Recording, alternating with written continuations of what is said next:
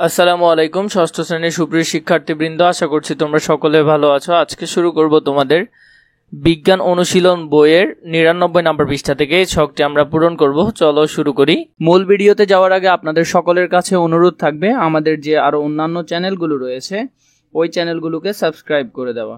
নানা কাজের কাজী। আমাদের চারপাশে অনেক শ্রেণী পেশার মানুষ আছেন যাদের উপর বিভিন্নভাবে আমাদেরকে নির্ভর করতে হয়। এই শিখন অভিজ্ঞতায় তোমরা বিভিন্ন পেশাজীবী মানুষের কর্মক্ষেত্রে গিয়ে দেখবে কত নিপুণ হাতে তারা এই কাজগুলো করেন। চাইলে তুমিও এই কাজগুলো শিখে নিতে পারো। খেয়াল করলে দেখবে ওনারা যেসব যন্ত্রপাতি ব্যবহার করে তার অনেক কিছুই আমরা এমনকি বাসাবাড়িতেও ব্যবহার করি। কিন্তু কখনো কি ভেবে দেখেছো কিভাবে আমাদের কাজ করতে সাহায্য করে? চলো অনুসন্ধান শুরু করা যাক। প্রথম সেশন। প্রথমেই একটু ভেবে দেখো তোমাদের এলাকায় এমন কি কি পেশার মানুষ আছেন যারা বিভিন্ন হাতের কাজ করেন, যেমন কামার, কুমোর, নাপিত, মালি, রাজমিস্ত্রি, দর্জি, কাঠমিস্ত্রি ইত্যাদি পেশার মানুষ। জোড়ায় বসে এইরকম পেশাজীবী কারা আছেন তার তালিকা করো এবং নিচে লিখে রাখো। আমরা এখানে এখন অনেকগুলো শ্রেণী পেশাজীবীদের নাম লিখব।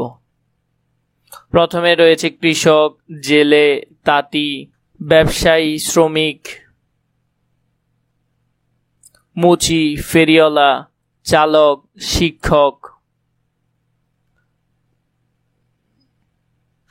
ডাক্তার, সাংবাদিক, আইনজীবী, প্রকৌশলী, ক্রীড়াবিদ, উকিল।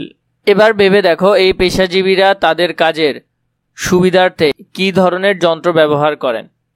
কেউ কেউ হয়তো ভারী যন্ত্রপাতি ব্যবহার করে থাকেন, কিন্তু অনেকেই দেখবে অনেক হালকা যন্ত্র ব্যবহার করেন যেগুলোর জন্য বিদ্যুৎ বা জ্বালানি দরকার হয় না। কাঁচি থেকে স্ক্রুড্রাইভার এই সকল কিছুই এর মধ্যে পড়ে। এই যন্ত্রগুলোকে চিনে এবং এগুলো কিভাবে কাজ করে তা জানতে তাদের কর্মক্ষেত্রে গিয়ে সেগুলো দেখে আসা প্রয়োজন। এমনকি চাইলে তোমরা নিজেরাও কিছু কিছু কাজ শিখে নিতে পারো। দলে ভাগ হয়ে যাও। কোন দল কোন পেশাজীবীর কাজ দেখতে যাবে তা লটারির মাধ্যমে ঠিক করে নাও, কিংবা কাছাকাছি বাড়ি হলে যাতায়াতের সুবিধা বিবেচনায় নিয়ে এই সিদ্ধান্ত নিতে পারো। শিক্ষকের সহায়তায় একটা সুবিধাজনক দিন ঠিক করে তাদের কাজ সরজমিনে পর্যবেক্ষণ করার একটা পরিকল্পনা করে ফেলো। পেশার নাম, কোথায় কাজ করেন, কি কি টুলস বা যন্ত্র ব্যবহার করেন। টুলস যন্ত্র যে কাজে ব্যবহার হয়, চলো আমরা এটা দেখিনি। পেশার নাম হলো কাঠমিস্ত্রি। কোথায় কাজ করেন? দোকান, কনস্ট্রাকশন সাইট, বাড়ি ও অফিস এ ধরনের জায়গায় কাজ করে থাকেন। কি কি টুলস বা যন্ত্র ব্যবহার করেন? টুলস বা যন্ত্রগুলো হলো হাতুড়ি, করাত, রাদা, বাটাল, হ্যান্ডডিল, মেকিং গেজ। এবং এগুলো যেটি যে কাজে ব্যবহার করা হয়। হাতুড়ি পেরেক ঠেকা, খণ্ড জোড়া দেওয়া, ধাতুকে বাঁকানো বা ভেঙে ফেলার কাজে ব্যবহার হয়। করাত গাছ বা কাঠ কাটার কাজে ব্যবহার হয়। রাদা কাঠের অমসৃণ পৃষ্ঠকে মসৃণ করার কাজে এটি ব্যবহার হয়। বাটাল কাঠের জোড়ায় বা সংকীর্ণ জায়গায় কাঠ কাটার কাজে ব্যবহার হয়। হ্যান্ডড্রিল কাঠের ছিদ্র করার জন্য ব্যবহার হয়। মেকিং গেজ কাঠের পার্শ্ব বা প্রান্তে সমান্তরালে কাঠের ওপর দাগ টানার কাজে ব্যবহার হয়। এই টুলস বা যন্ত্রগুলো ব্যবহারের সুবিধা কি এবং কি কি দক্ষতার প্রয়োজন হয়? ব্যবহারের সুবিধাগুলো হলো হাতুড়ি সহজে পেরেক ঠেকা, খণ্ড জোড়া দেওয়া, ধাতুকে বাঁকানো বা ভেঙে ফেলা যায়। করাত প্রয়োজনীয় মাপ ও সহজে কাঠ কাটা যায়। রাদা সহজে কাঠের পৃষ্ঠকে মসৃণ করা যায় ও বিভিন্ন নকশা তৈরি করা যায়। বাটাল কাঠের নকশা তৈরি ও সহজে সংকীর্ণ জায়গায় কাঠ কাটা যায়। হ্যান্ডড্রিল প্রয়োজনীয় স্থানে সহজেই ছোট ও গভীর ছিদ্র করা যায়। মেকিং গেজ সঠিক মাপ ও দ্রুত কাঠের ওপর দাগ টানা যায়। স্টিল টেপ অনেক ছোট থেকে অনেক বড় মাপের বস্তুর দৈর্ঘ্য পরিমাপ নির্ণয় করা যায়। কি কি দক্ষতার প্রয়োজন হয়? প্রত্যেক টুল যন্ত্র চালানো সম্পর্কে জানতে হবে। আসসালামু আলাইকুম ষষ্ঠ শ্রেণীর সুপ্রিয় শিক্ষার্থীবৃন্দ, আশা করছি তোমরা সকলে ভালো আছো। আজকে শুরু করব তোমাদের বিজ্ঞান অনুশীলন বইয়ের 101 নম্বর পৃষ্ঠা থেকে ছকগুলো আমরা পূরণ করব। চলো শুরু করি। মূল ভিডিওতে যাওয়ার আগে আপনাদের সকলের কাছে অনুরোধ থাকবে আমাদের যে আরো অন্যান্য চ্যানেলগুলো রয়েছে ওই চ্যানেলগুলোকে সাবস্ক্রাইব করে দেওয়া। দ্বিতীয় সেশন, তোমরা বিভিন্ন পেশাজীবীর হাতের কাজ পর্যবেক্ষণ করার সময় নিশ্চয়ই খেয়াল করেছো তারা হাতের কাজে যেসব টুলস বা যন্ত্র ব্যবহার করেন সেগুলো এক একটা কাজের জন্য এক এক রকম করে বানানো। নিচের ফাঁকা জায়গায় যন্ত্রগুলোর ছবি এঁকে রাখো। এখানে আমরা ওই যন্ত্রগুলোর ছবি এঁকে রাখবো। কিছু নমুনা ছবি দেখো, যেমন করাতের ছবি, কাটিং প্লাসের ছবি, রেঞ্জের ছবি, স্ক্রুড্রাইভারের ছবি, ড্রিল মেশিনের ছবি, কপি কলের ছবি। এই যন্ত্রগুলো ব্যবহারকারীর কাজকে সহজ করে, কিন্তু কিভাবে? কিছুটা সময় দলে বসে আলোচনা করো। এবার একটা ছোট পরীক্ষা করে দেখা যাক। তোমাদের বেঞ্চের ওপর বইগুলো একের পর এক সাজিয়ে একটা উঁচু পিলারের মতো তৈরি করো। এবার ছবির মতো স্টিলের রুলার, তক্তা বা অন্য যে কোনো লম্বা ও চেপটা জিনিস সেই বইয়ের গায়ে হেলান দিয়ে রাখো। একটা পানি ভরা বোতল বা অন্য কোনো ভারী বস্তু কিছু দিয়ে বেঁধে ঢাল বয়ে টেনে তোলার চেষ্টা করো। বস্তুটিকে এমনিতে সোজা উপরের দিকে টেনে তুলতে গেলে যতটা বল প্রয়োগ করতে হয় তার চেয়ে কি কম লাগছে নাকি বেশি? কেন এমনটা হয় বলতে পারো? বন্ধুদের সাথে আলোচনা করে তোমার উত্তর নিচে লিখে রাখো। নমুনা উত্তর: বই স্কেল দিয়ে যে ব্যবস্থা তৈরি করা হয়েছে তা হলো সরল যন্ত্র। এই ক্ষেত্রে স্কেল হেলানো তল হিসেবে ব্যবহার করা হয়েছে। এই ব্যবস্থার সাহায্য ভারী বস্তুকে খাড়াভাবে তোলার চেয়ে সহজে ঢাল বয়ে টেনে উপরে তোলা যায়। এবার বইয়ের উচ্চতা কমিয়ে ঢালের উচ্চতা কমিয়ে আনো, কিংবা আরেকটু লম্বা তক্তা দিয়ে ঢালের দৈর্ঘ্য বাড়িয়ে নাও। এখন একইভাবে ভারী বস্তুটা টেনে তোলার চেষ্টা করো। আগের চেয়ে কি ওজন কম লাগছে নাকি বেশি? বন্ধুদের সাথে আলাপ করে নিচে নোট নাও। নমুনা উত্তরটি দেখো। বইয়ের সংখ্যা কমিয়ে উচ্চতা কমালে পানির বোতল তুলতে সহজ হবে, অর্থাৎ কম বল প্রয়োগ করতে হবে। আবার আরেকটু লম্বা তক্তা দিয়ে ডালের দৈর্ঘ্য বাড়ানো হলে কম বল প্রয়োগ করে পানির বোতলটি সহজে তোলা যাবে। হেলানো তলের যান্ত্রিক সুবিধা সমান সমান অতিক্রান্ত দূরত্ব বাই অতিক্রান্ত উচ্চতা, অর্থাৎ হেলানো তলের দৈর্ঘ্য যত বেশি হবে যান্ত্রিক সুবিধা তত বেশি হবে।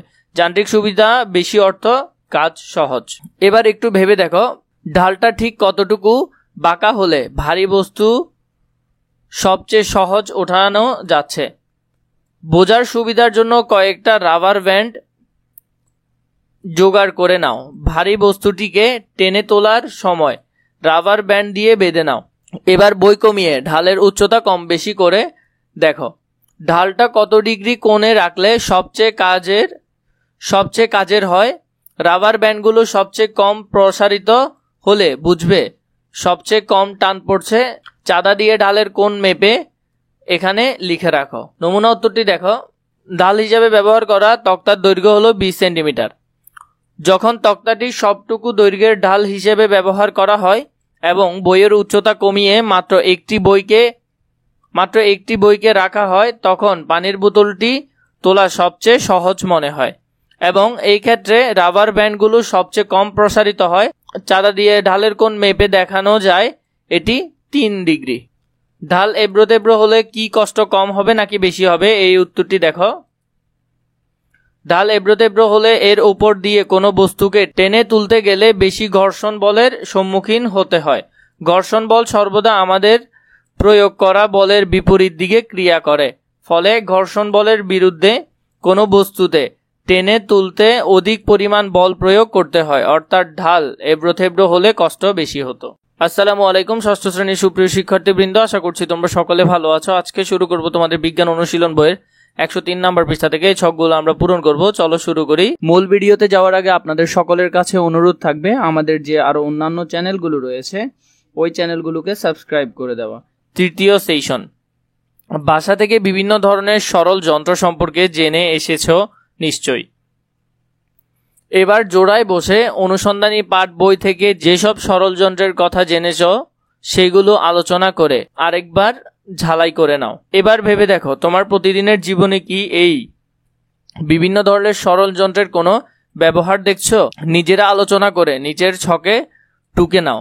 কোন কোন প্রযুক্তিতে এগুলো ব্যবহার করা হয়? সরল যন্ত্রের ধরন, দৈনন্দিন ব্যবহার্য কোন কোন প্রযুক্তি এর ব্যবহার রয়েছে? লিভার, হেলানো তল, স্ক্রু, চাকা ও অক্ষদণ্ড, কপিকল, ফাল। এগুলো সম্পর্কে আমরা এখন লিখব। লিভার, কাঁচি, সাঁড়াশি, দাড়িপাল্লা, নলকূপের হাতল, ঢেঁকি, জাতি, বোতল, খেলার যন্ত্র, 2 চাকার ঠেলাগাড়ি, চিমটা ইত্যাদি। হেলানো তল, ট্রাক বা লরিতে মালামাল ওঠাতে উঁচু পুলে ওঠার রাস্তা, আন্ডারগ্রাউন্ড গাড়ি গ্যারেজ ইত্যাদিতে হেলানো তল বা র্যাম্প ব্যবহার হয়। কাঠ, প্লাস্টিক, লোহার কলকবজা ইত্যাদি সংযুক্ত করতে, গাড়ির চাকা লাগাতে। প্রায় সব ধরনের যন্ত্রপাতি সংযুক্ত করতে স্ক্রুর ব্যবহার রয়েছে। চাকা ও অক্ষদণ্ড, wheelchair, bicycle, motorcycle, motor গাড়ি, কূপ থেকে পানি তুলতে ব্যবহার হয়। কপিকল, স্কুলের পতাকা উত্তোলন, নৌকার পাল তোলার কাজে, ভারী বস্তু উপরে তুলতে, লিফট চালনা ইত্যাদি কাজে কপিকল ব্যবহার করা হয়। ফাল, কুড়াল, ছুরি, চাপাতি ইত্যাদি।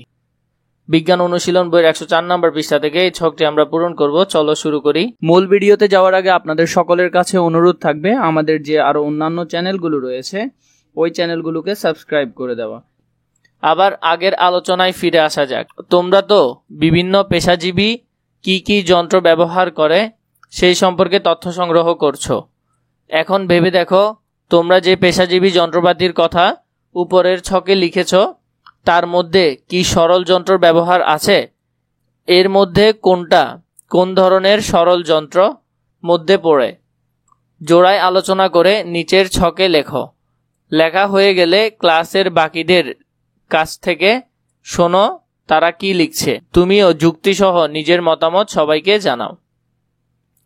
কোন ধরনের সরল যন্ত্র? লিভার, কপিকল, হেলানো তল, চাকা ও অক্ষ, ফাল, স্ক্রু। লিভার, হাতুড়ি, কাঁচি, প্লাস, ভারী বস্তু উত্তোলনকারী যন্ত্র। হেলানো তল হলো ট্রাকে মালামাল উঠানোর কাজে, উঁচু পুলে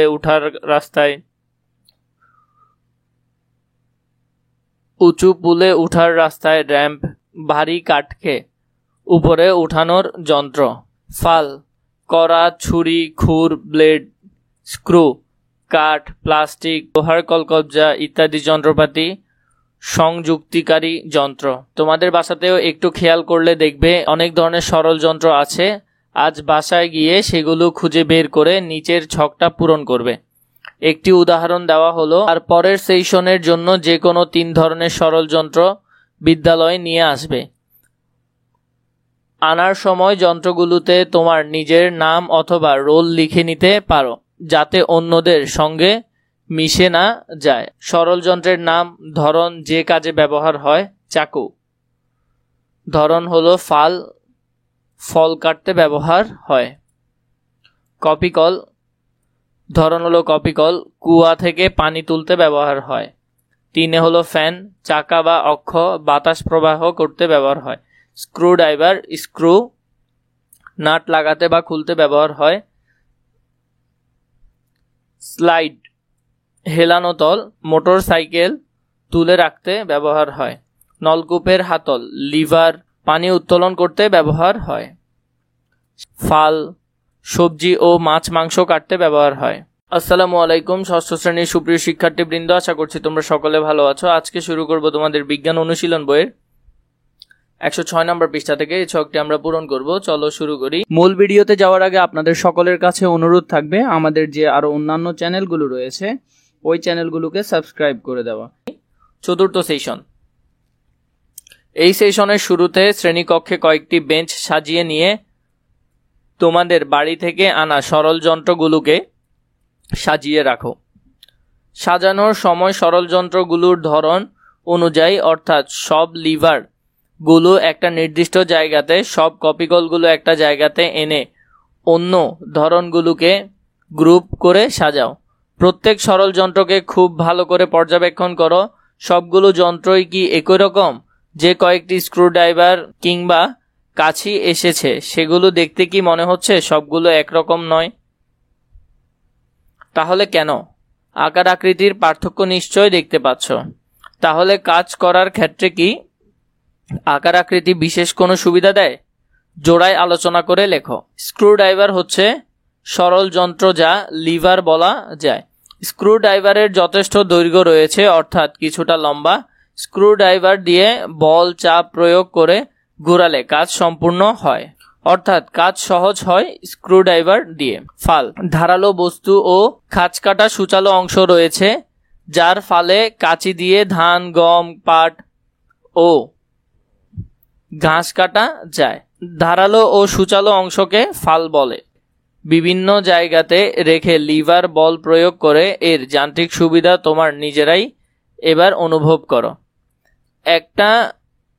একটা গজ ফিতা কিংবা রুলারের সাহায্যে ফালক্রম থেকে বরবাহু এক্স এবং বলবাহুর ওয়াই দৈর্ঘ্য মেপে নাও। এখানে আমরা ভরবাহুর দৈর্ঘ্য এক্স এবং বলবাহুর দৈর্ঘ্য ওয়াই এর অনুপাত বের করব। দেখো তো এই দুই দৈর্ঘ্যের অনুপাত কত রাখলে সবচেয়ে সহজে ভরটাকে তোলা যায়। একইভাবে এই দুই দৈর্ঘ্যের অনুপাত কত হলে তুলতে সবচেয়ে কষ্ট হয় সেটিও বের করে ফেলো। তারপর আলোচনা করে হিসেব করো, ফলাফল নিচে লিখে রাখো। প্রযোজ্য ক্ষেত্র, ভর উত্তোলন সহজ। যখন সহজ হবে যখন আমরা ভরবাহুর দৈর্ঘ্য হবে 300 সেন্টিমিটার এবং বলবাহুর দৈর্ঘ্য হবে 900 সেন্টিমিটার, তখন হবে 1:9। ভর উত্তোলন কঠিন হবে 400 সেন্টিমিটার এবং 200 সেন্টিমিটার হবে, তখন 2:1, তখন কঠিন হবে।